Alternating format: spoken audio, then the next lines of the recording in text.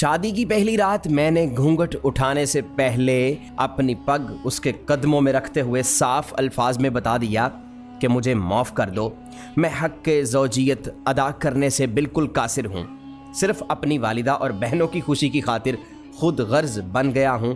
اس نے وہ پگ میرے سر پر رکھتے ہوئے کہا، آپ جیسے بھی ہیں میرا سہاگ ہیں، میرا نصیب ہیں، مجھے اب آپ کے ساتھ ہی رہنا ہے۔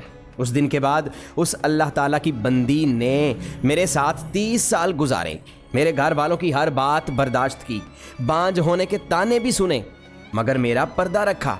قبرستان میں قدم رکھتے ہی ایک مہک نے استقبال کیا۔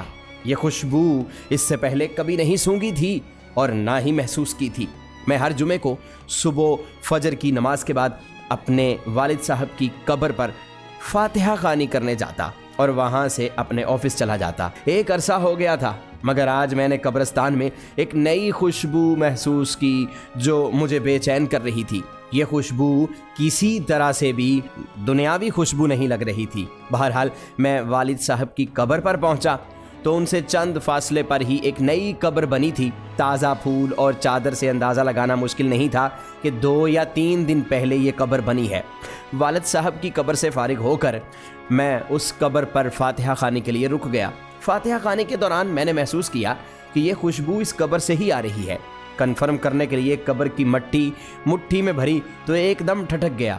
قبر کی مٹی ٹھنڈی تھی جیسے نم ہو، جبکہ مٹی بالکل خشک تھی اور کمال حد تک ٹھنڈی تھی۔ بہرحال مٹی کو وہیں قبر پر پھینک دیا اور ہاتھ جھاڑنے کے بعد چل پڑا۔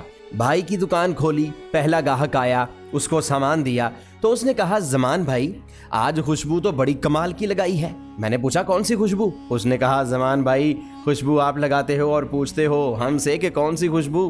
بھلے مانس آدمی ہو۔ یہ کہہ کر وہ آدمی چل پڑا۔ میں نے جب اپنا ہاتھ سونگا تو وہی خوشبو میرے ہاتھ سے آ رہی تھی۔ اس دن میں اس خوشبو کو محسوس کرتا رہا۔ ہاتھ دھونے کے باوجود بھی میرا ہاتھ معطر رہا۔ اگلے دن ہفتے کو بھی نہ چاہتے ہوئے قبرستان چلا گیا اور والد صاحب کی قبر پر فاتحہ خوانی کرنے کے بعد اس قبر پر فاتحہ خوانی کی۔ کس کی قبر ہے یہ؟ کون ہے جو اس قدر نیک ہے، جس کی قبر ٹھنڈی اور خوشبودار ہے؟ ایسا کون سا عمل کر دیا اس نے کہ اتنا بڑا انعام پایا؟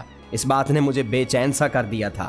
گورکن سے اس قبر کے متعلق پوچھا تو اس نے بتایا کہ خاتون کی قبر ہے۔ یہ جان کر اور بھی حیرت ہوئی کہ عورت کو اس قدر شاندار مقام کیسے ملا۔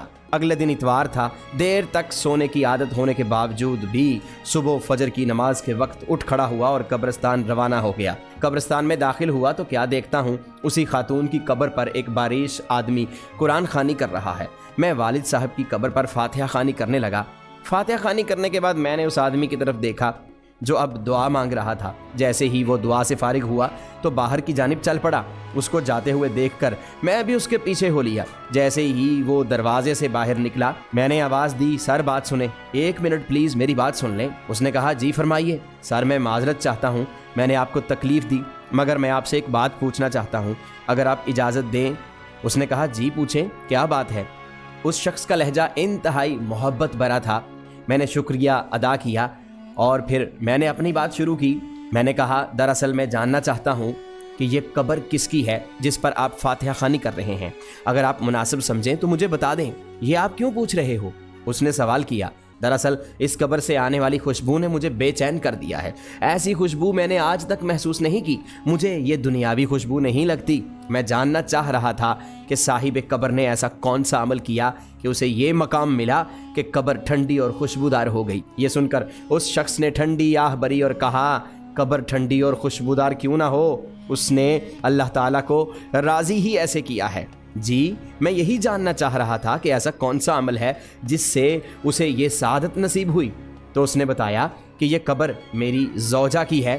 30 سال ہماری رفاقت رہی۔ میں 4 بہنوں کا اکلوتا بھائی ہوں۔ میری بہنوں اور ماں کو میرا چہرہ دیکھنے کا بے حد شوق تھا۔ سرکاری نوکری ملتے ہی چاند سی دلہن کی تلاش شروع ہو گئی۔ یوں دنوں میں لڑکی کی تلاش کا کام مکمل ہوا۔ شادی ہوئی اور ماں بہنوں نے اپنے ارمان دل کھول کر پورے کیے۔ شادی کی پہلی رات میں نے گھونگھٹ اٹھانے سے پہلے اپنی پگ اپنی بیوی کے قدموں میں رکھتے ہوئے کہا کہ مجھے معاف کر دو۔ میں سچ سچ اور صاف صاف الفاظ میں بتا رہا ہوں کہ میں हक़ ज़ौजियत अदा करने से बिल्कुल कासिर हूँ। मेडिकली तौर पर मुकम्मल अनफिट हूँ। सिर्फ अपनी वालिदा और बहनों की खुशी की खातिर खुद गर्ज बन गया हूँ।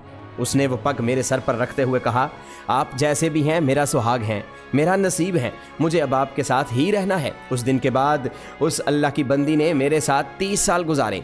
मेरे घर वालों की हर बात बर्दाश्त की, बांझ होने के ताने भी सुने, मगर उसने मेरा पर्दा रखा।